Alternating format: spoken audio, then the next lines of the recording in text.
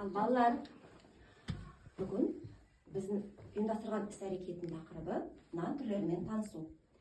Мақсаты қазақтың ұлттық нандарымен танысу, оның ішінде бауырсақ, күлшек, табанан, шелпек.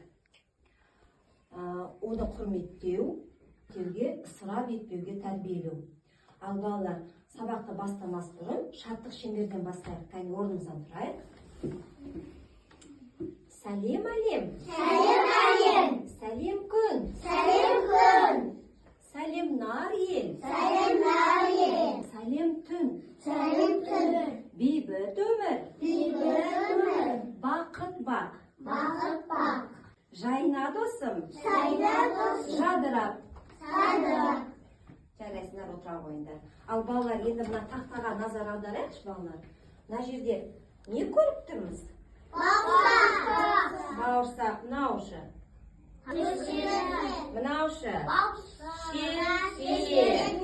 Табанан. Бұл нан түрлері, я? Ал балалар, біз нанды қайдан аламыз? Қайдан аламыз? Дүкеннен аламыз, дұрыс айтасыңдар, дүкеннен аламыз. Ал дүкенге нан бірден пайда болады ма екен? Нан қайдан пайда болады дүкенге қалай келеді нан? Ақшамен. Ақшаға алам, бірден дүкенге пайда болып қалмайды екен. Бірінші бидайды егістікке егеді. Одан кейін барып, ол өсіп піседі бидай. Одан кейін оны комбайнмен, осындай егістіктерді комбайнмен орайды. Одан кейін оны үлкен машиналарға жинап, диірменге апарады. Диірменде одан ұн жасайды екен.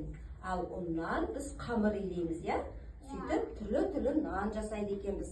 Балалар, енді біз бәріміз экранға назар аударайық, я? Мен қазақтың ұлттық тағамы бауырсақпын. Мен мерекелік дастарханға қойылатын қазақтың ұлттық тағамымын. Мені сүт, ашытқы, тұз, қант қосып илейді. Мені майға пісіреді. Мен қазақтың ұлттық тамағы шелпегімін. Мені ұн, су, тұз, ашытқы қосып илеп, майға қуырып пісіреді. Мен қазақтың ұлттық тағамы күлшесімін.